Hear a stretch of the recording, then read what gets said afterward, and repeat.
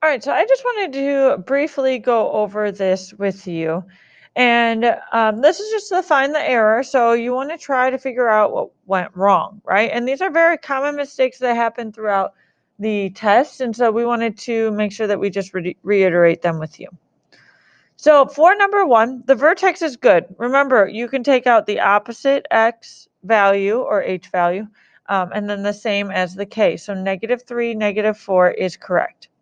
That does make the axis a symmetry. The x equals -3 vertical line like this, right? So those two are good. Domain was also negative to positive infinity. And yes, some of us use the plus, some of us don't use the plus. So you could have said don't put the plus, but it's fine if it's there or not.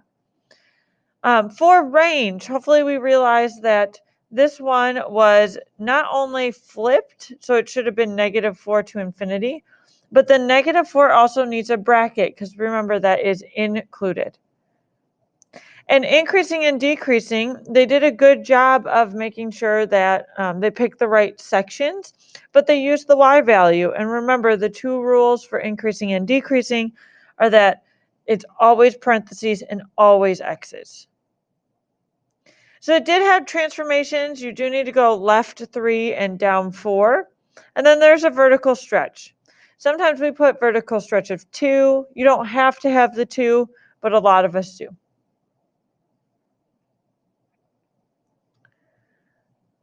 And then we got to number 2. This one had a ton of issues, and it mainly stemmed from the fact that the very first step was wrong.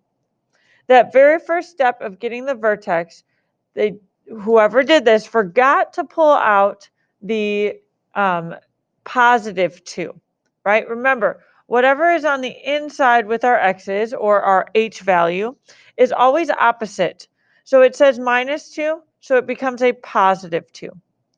So that changed my vertex, which then changed my axis of symmetry because it would have to go through the graph at the vertex, which would now be at 2. The domain is still negative to positive infinity. And the range, this one, hopefully we noticed, is flipped around.